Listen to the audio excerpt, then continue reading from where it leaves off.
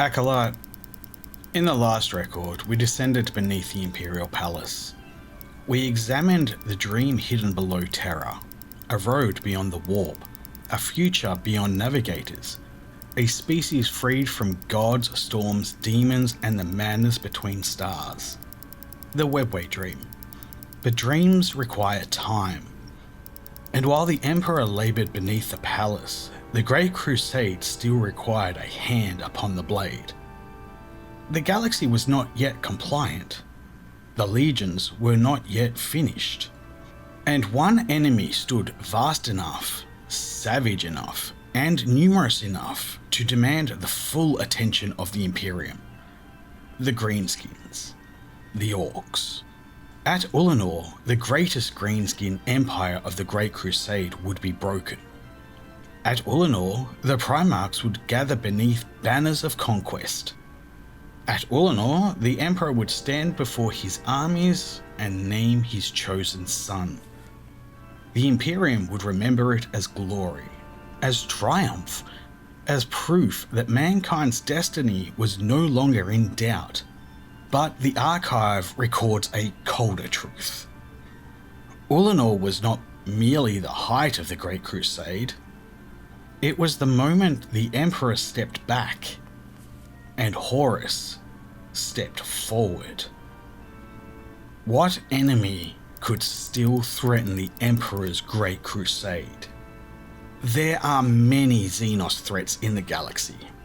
Some are ancient, some are subtle, some are beautiful enough to disguise the knife. The Orks are none of these things. They are not subtle, they are not elegant, they are not refined. They do not scheme in courts of crystal or hide behind treaties written in poison. They arrive in numbers beyond reason, in ships that should not function, armed with weapons that should not fire, driven by a biology and a culture that turns violence into industry. To underestimate them is common. It is also frequently fatal. The Ork is not merely a savage. The Ork is a self-replicating war engine wearing the face of barbarism. Give it time and it becomes a tribe. Give it victory and it becomes an empire. Give it enough war and something worse begins to emerge. Order. Not order as mankind understands it. Not law, not discipline, but momentum, mass, direction. A crude, brutal gravity that draws more greenskins to the largest war, the loudest war, the strongest warlord. By the late Great Crusade, the Ork Empire centered upon Ullanor had grown beyond a regional infestation. It was a civilization of violence, a rising green storm capable of challenging the Emperor's armies directly. That alone made it dangerous. But there was another reason Ullanor mattered. The Emperor was preparing to withdraw from the Crusade.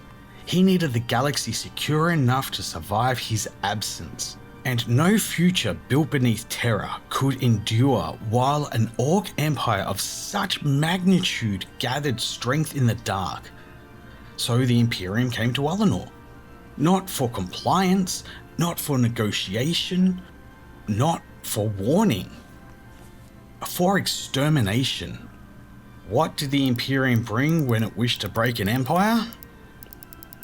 The Ullanor campaign was not a border action. It was not a punitive expedition. It was not one more compliant among thousands. It was a declaration of imperial supremacy. The Legiones Astartes came in force.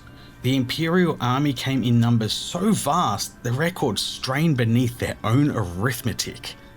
The Mechanicum brought engines, god machines, war machines, siege systems, and weapons whose names have been redacted, not from shame, but from prudence. Expeditionary fleets darkened the void, Compliance banners flew all over the worlds, not yet certain they would survive the honour. And at the centre of it all stood the Emperor. Not as distant sovereign, not as myth, but as warlord, radiant, terrible, present. Beside him stood the Primarchs. Not all records agree on every detail of their attendance, and some accounts were later revised to flatter, obscure, or condemn. Such is the nature of Imperial memory. But enough is certain. The sons of the Emperor came to Ullanor. Horus Lupercal, the first among equals in all but title. Rogel Dawn, the stone made flesh. Sanguinius, the angel who made even war seem briefly noble. Jagatai Khan, storm-swift and difficult to bind. Lehman Russ, laughing executioner beneath the skin of a king. Mortarian, bitter and unbowed. Others, too, according to fragmentary muster rolls and triumph accounts.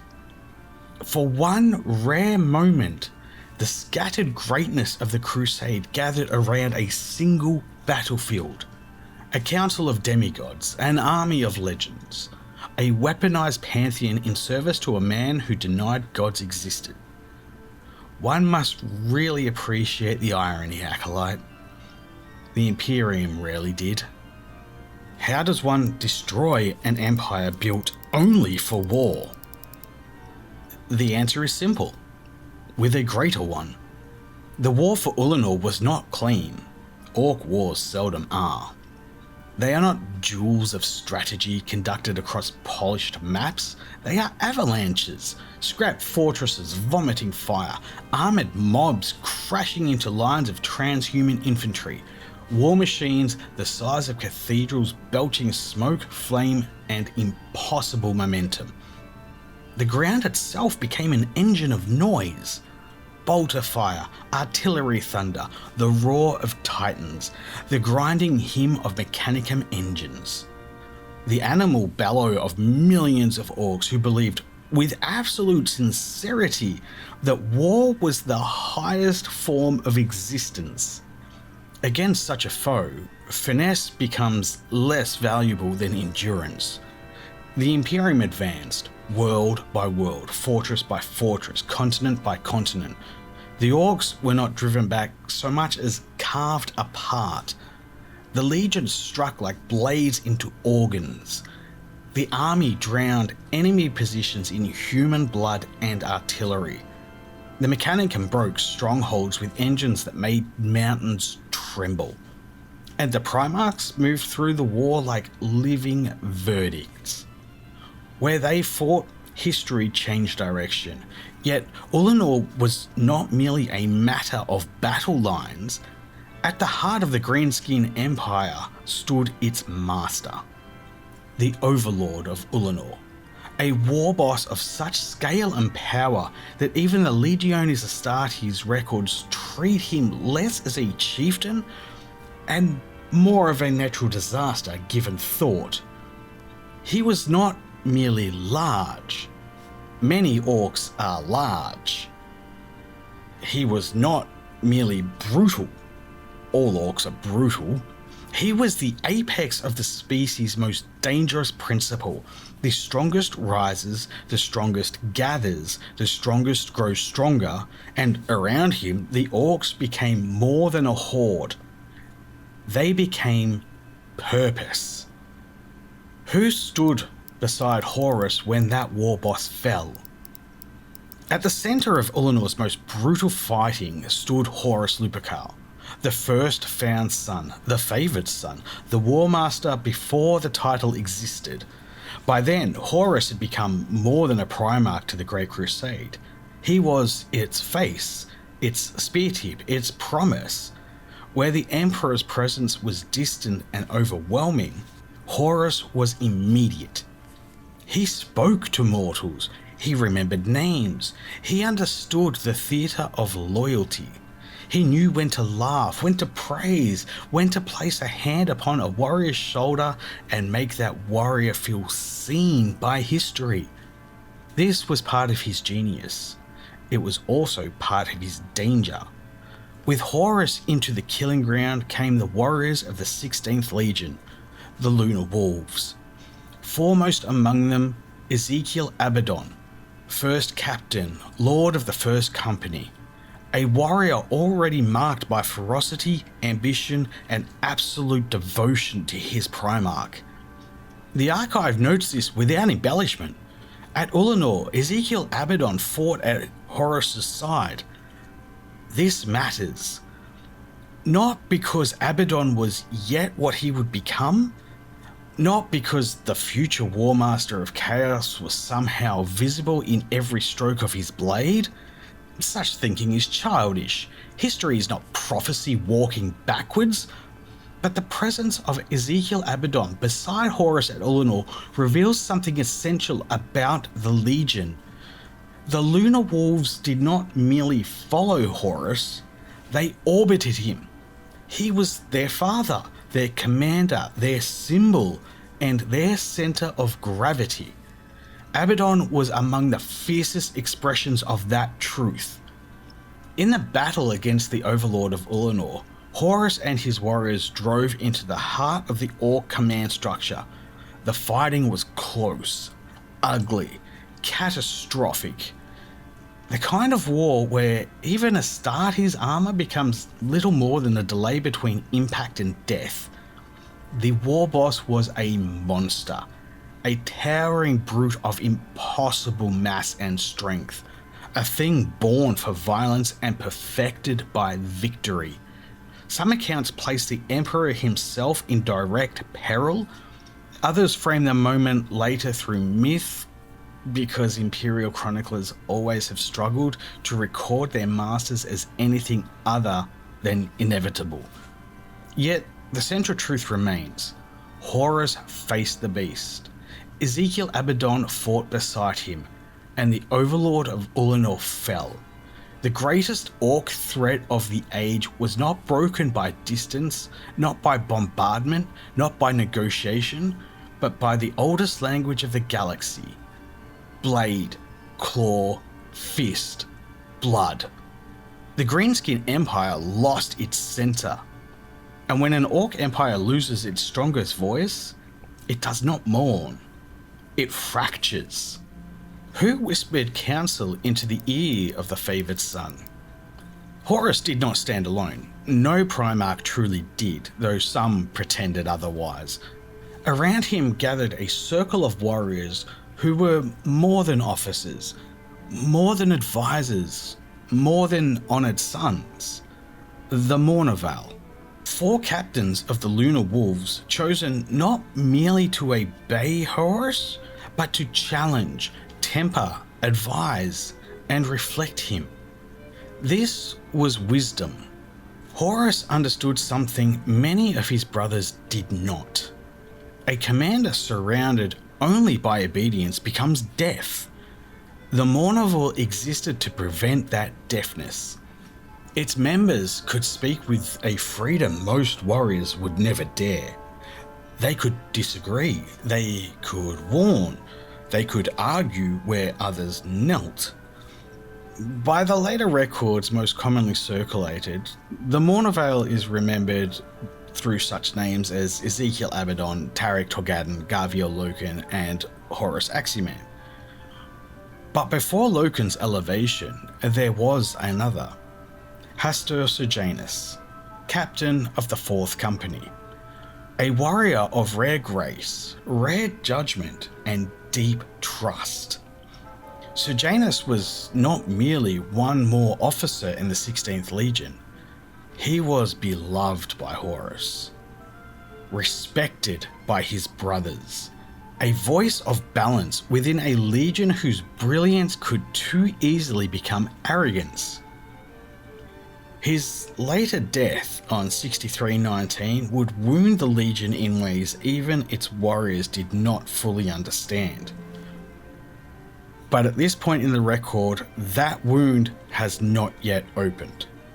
At Ullanor, the Lunar Wolves still stood near the height of their nobility, Abaddon's ferocity, Torgadon's wits, Aximan's closeness to Horus, Sejanus's grace. These were not yet fragments of a tragedy, they were strengths. The Mournival was a mirror held before Horus Lupercal, and for a time, that reflection was magnificent. What does an empire do when it mistakes victory for safety? After the war boss fell and the Ork Empire broke, the Imperium did what empires always do when confronted with a victory on a scale too large for humility. It celebrated. Ullanor became not merely a battlefield, but a stage. And because this was the Imperium, even the stage was an act of conquest. The Mechanicum leveled an entire continent for the triumph. Mountains were cut down, ruins erased. The scars of war were buried beneath geometry, processional avenues, landing fields, parade grounds, and monumental approaches wide enough for the armies of terror to march as though the planet had been built for them. It had not been. So they remade it until it was. That, Acolyte, that was the scale of Ullanor. Not merely a victory declared over a battlefield, a world physically disciplined into ceremony. A continent planed flat so that mankind could stand upon the corpse of an alien empire and call it destiny. The triumph of Ullanor was arranged to proclaim the greatness of the Emperor, the Primarchs, the Legions, and the Imperium itself. It was pageantry sharpened into politics. A spectacle of banners, armors, oaths, and carefully arranged glory. Millions stood witness. Warriors who had bled in the mud now marched beneath symbols polished clean of that mud. The dead were honoured. The living were used. That is the nature of triumphs. They remember sacrifice, yes, but they also shape memory. At Ullanor, the Imperium told itself a story that the great external threat had been broken, that the Crusade had entered its final and inevitable phase, that mankind now stood united enough, strong enough, and righteous enough to inherit the galaxy. For the soldiers, it was vindication. For the remembrances, it was wonder. For the iterators, it was proof. For the High Lords and functionaries circling the machinery of empire, it was opportunity. But for the Emperor, Ullanor was something more practical. Permission. Permission to leave. The war had been won well enough. The Crusade had been secured well enough. The suns had been tested well enough. And one sun had risen high enough to carry what remained. Why did the Emperor raise Horus above his brothers? At Ullanor, Horus Lupercal was named War Master. The title did not merely honour him, it changed the shape of the Imperium. Until that moment, the Primarchs were brothers beneath a father. Rivals, certainly, different in temperament, philosophy, and purpose, but in theory, none stood permanently above the others. The Emperor was the apex. All authority flowed from him. All rivalry ended at his feet. The title of War Master altered that balance. Horus was no longer merely first among equals by affection, seniority, charisma, or reputation. He was first by command. Given authority over the Great Crusade, given power to direct his brothers, given the Emperor's own voice in theatres where the Emperor would no longer stand. There were reasons, good reasons. Horus was brilliant. Horus was beloved. Horus understood war, diplomacy, morale, symbolism, and the fragile pride of demigods better than almost any of his brothers. He could charm where others would command. He could negotiate where others would conquer. He could make compliance feel like honor. And he had been with the Emperor longer than any other recovered son. If any Primarch could carry the Crusade in the Emperor's absence, it was Horus. That was the logic, but logic does not soothe pride. Imagine it, Acolyte. Dawn, unbreakable and loyal. Guilliman, the master of realms.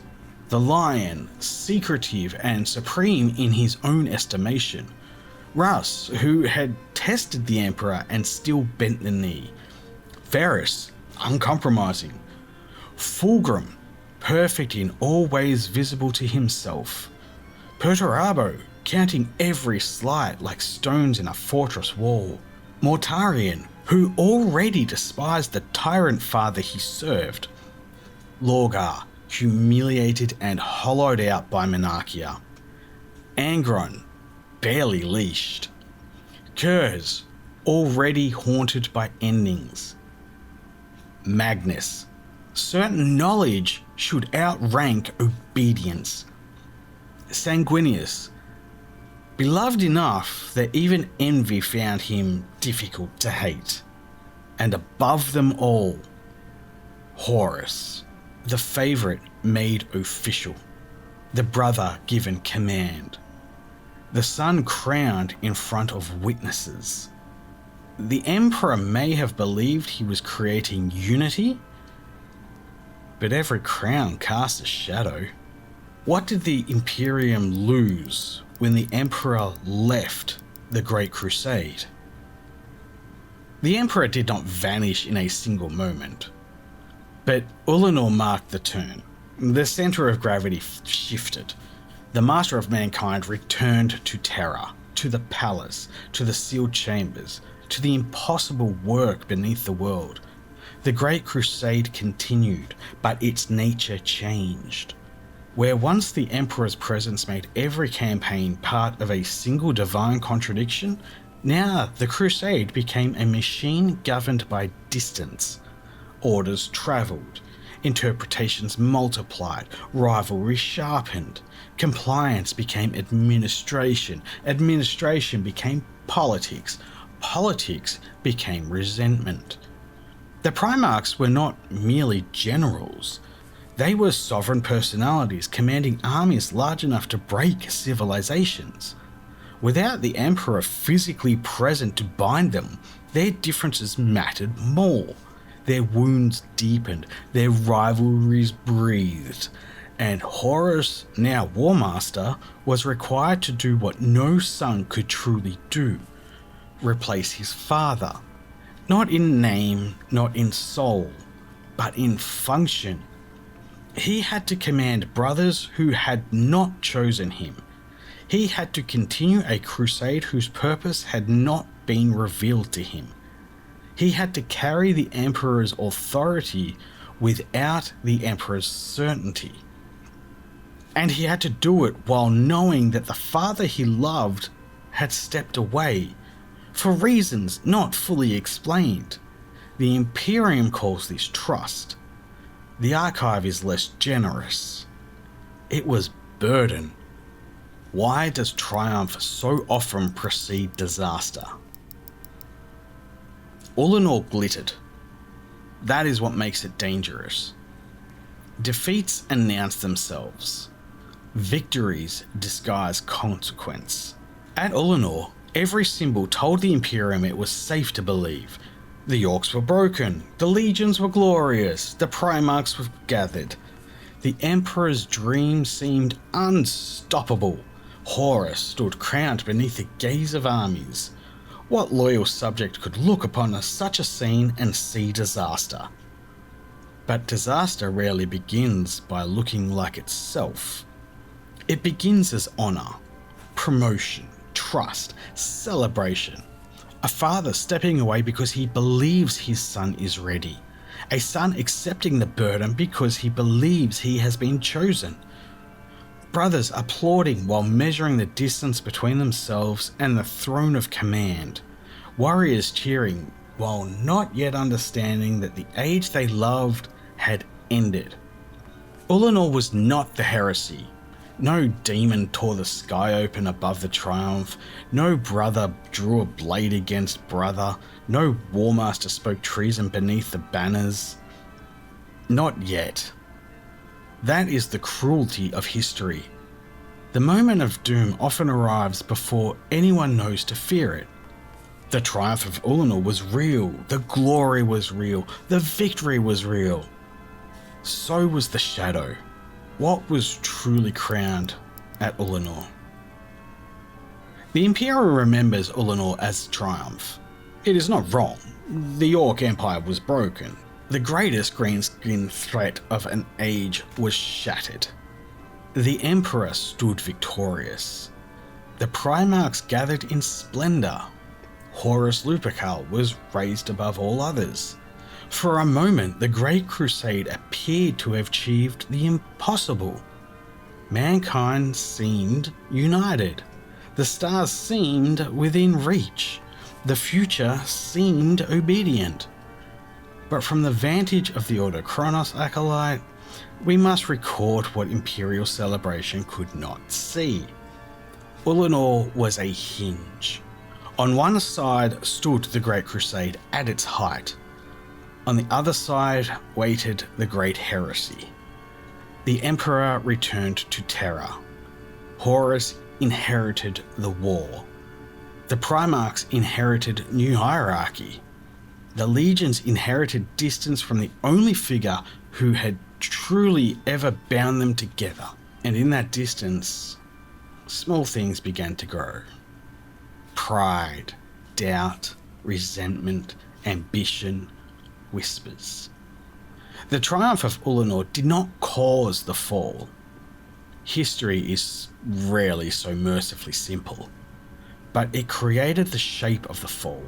It placed Horus high enough that his descent would drag half the Imperium with him. It removed the Emperor far enough that his silence could be mistaken for abandonment. It told the galaxy that mankind had won, and in the dark places of the warp, old things listened. In the next record, we shall examine the serpent coiled within the Legion. Not the gods, not yet. Not the blade at Davin, not the wound that would poison Horus. Before all of that came something smaller. A warrior lodge. A brotherhood within brotherhood. A secret dressed as tradition. A place where loyalty could be spoken aloud, until it began to mean something else.